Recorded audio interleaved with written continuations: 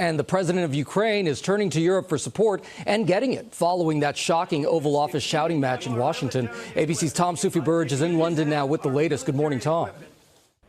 Good morning, Gio. Yeah, Ukrainian President Zelenskyy arriving here moments ago, along with other European leaders, even the Canadian Prime Minister. But there are no U.S. officials here at this key summit on Ukraine. Of course, it comes after that blistering bust-up between President Trump and Zelenskyy at the White House. And we're learning more from the British Prime Minister about a possible way forward.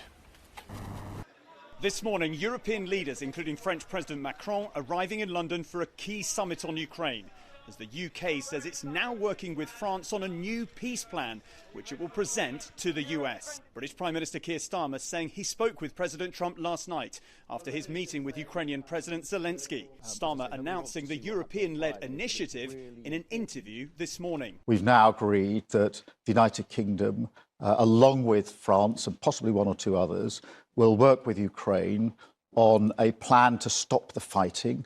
And then we'll discuss that plan with the United States. Ukrainian President Zelenskyy touching down in London this weekend, just hours after his meeting with President Trump in the Oval Office descended into chaos. You're gambling with the lives of millions of people. You're gambling with World War III. But what a contrast in London Saturday. People demonstrating in support of Ukraine ahead of Zelenskyy's arrival.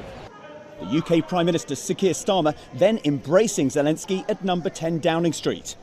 Starmer saying the UK will support Ukraine for as long as it takes, and backing Zelenskyy personally and his plea to President Trump that a peace deal can only work if there are security guarantees that prevent Russia from re-attacking Ukraine. Americans stand with Ukraine. Back across the pond in Washington, protesters gathering outside the White House calling for continued US support for Ukraine after Trump and Zelensky's Oval Office bust-up.